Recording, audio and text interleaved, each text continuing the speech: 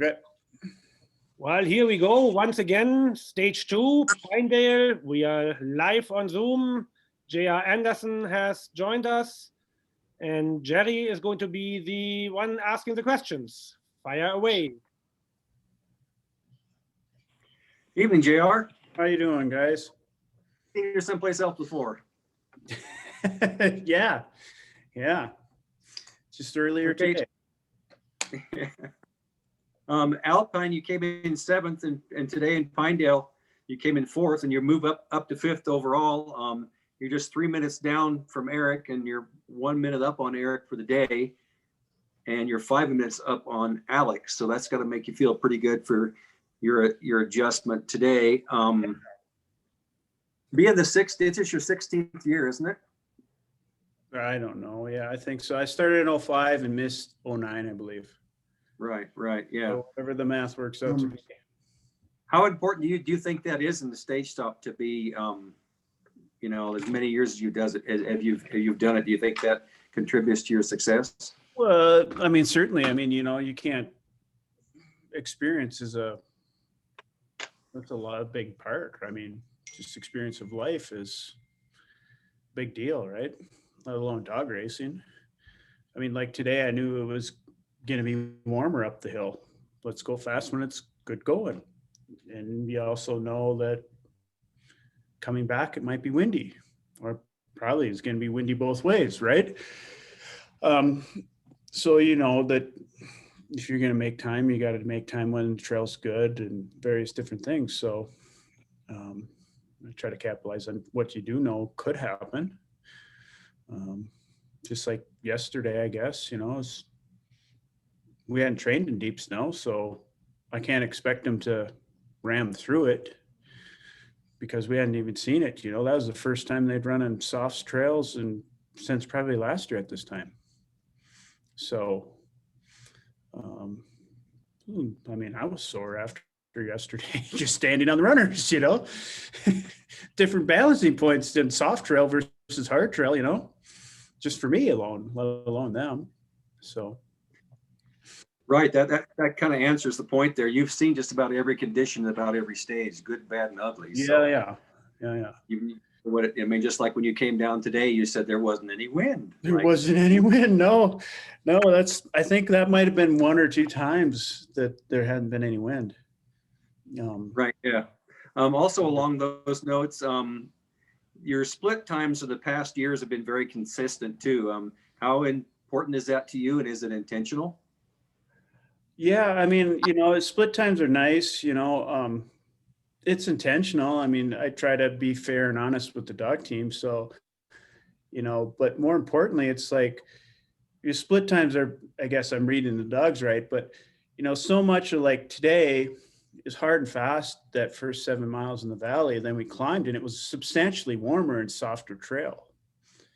So I've learned to, over the years, to like judge effort versus speed or any other such thing. So it's like, well, I know when they in this conditions, they're going this hard, and that correlates to, we'll say 15 miles an hour, just pick a number, right? And just try to watch the dog's effort more, and gaits and various different things, knowing conditions are going to change so drastically on this course, and any even course in Wyoming, that you just kind of watch how they put it out there. And like today, I probably had the same mile one and mile, if it was 34 or 35, I probably the same mile speed.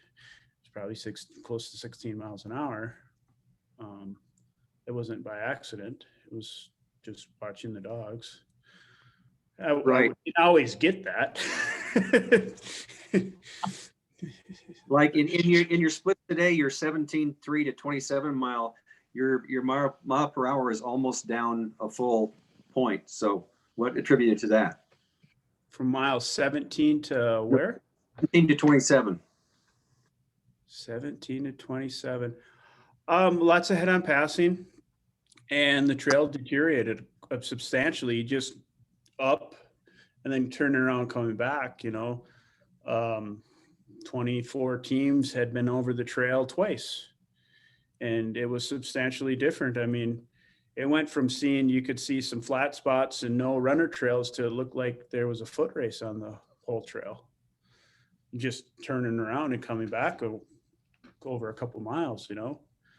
And that's a big difference, you know. So just Right. patience and let them set their pace, and you know, we get back out into the flats and on this stuff, and there was no wind, and we were cruising right along just like we were on the way out. So That's good. In the last couple of years, I've noticed you've raised a lot of pups, and you've had some like the younger end and the older end on most of your teams and stuff, you know, and you'd have pretty consistent runs, and then you'd have a really good run in between 2 or 3 consistent runs, and you'd have a really good run again, you know, something like that. Was that, you know, your pups and your older dogs just kind of getting on the same page versus yeah, more balanced? yeah, this year's team's more balanced. It's more race ready. The past couple of years, it would be, you know, I had Manowar and Citation there, and they were even there last year, almost 10-year-olds. They were kind of training wheels, trying to train some of these younger dogs to be leaders. Now those ones that Manowar and Citation have trained are now training the 2-year-olds, but now they're 3, 4, and 5, right? So, and I got some 2-year-olds, and then I also got some dogs from Jeff Kahn, which are a wonderful addition to what I had already going. And it kind of filled in when we didn't have puppies because we had kids instead. So kind of filled in the gaps where we chose to have kids and not so many puppies. I trained 20 dogs this year, so 16 of them are in the truck. So that's fantastic. Has every dog ran on your team after the second stage? Yeah. Okay.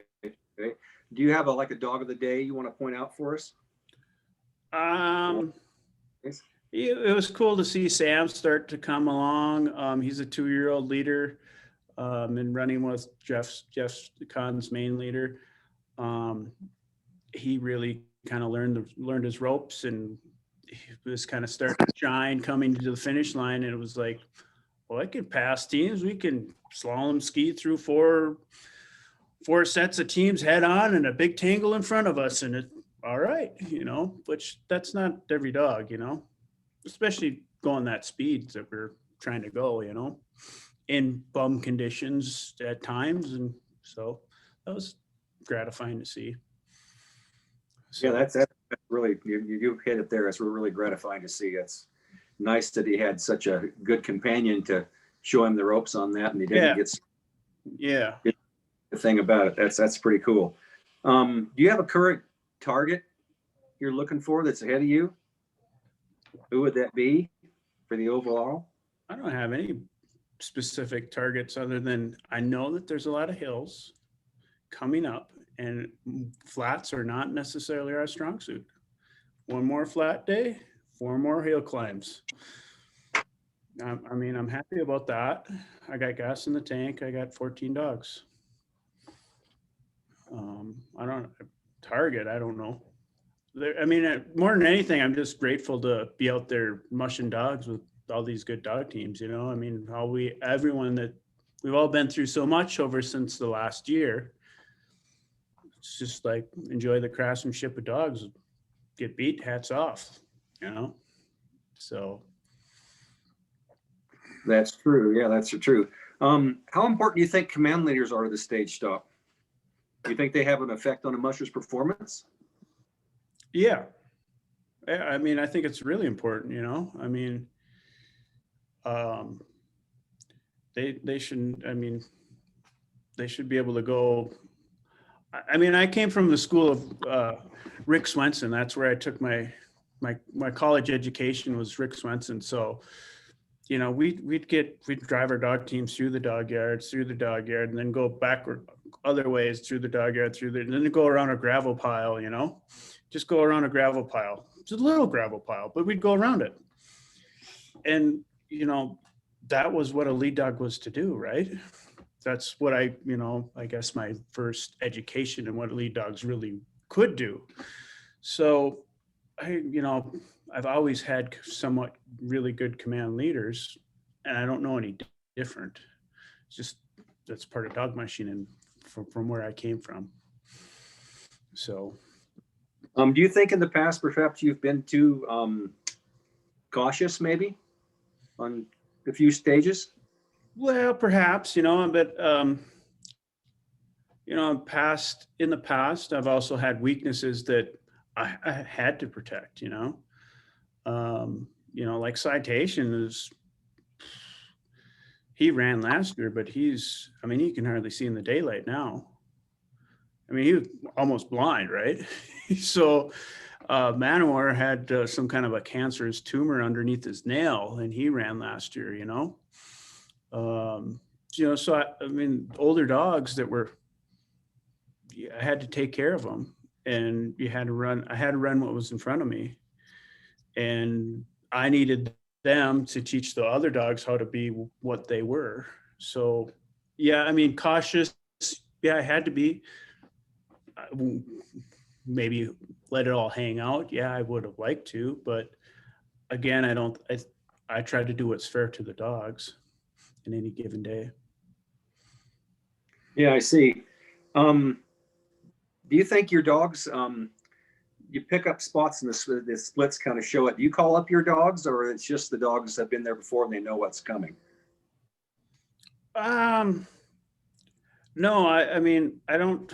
There'll be times where, I got commands to go up the hill hard. I got different, but I say that every hill, up these mountains, if they're huffing and puffing, I don't say too much, but when we're coming home and, last 2 miles where I saw you today going out, I'd say, all right, we're going home, but prior to that, it's just like reassure them if they're, there's people who get tangles, and sometimes that's offensive to dogs, they get a little shell shocked, or like at Alpine, 20 snowmobilers zoom past, and then there's these courteous ones that just stop, and the dogs look at them like, what's going on? They just, being an introvert myself, I can't blame them. So, yeah, anyways. Well, that's very good. Thank you for your time, Sebastian. Do you have anything to add? No, that was pretty good. You covered it all very well. I don't have anything else to say. So thank you, JR, and have a very good run tomorrow. Yeah, thank you.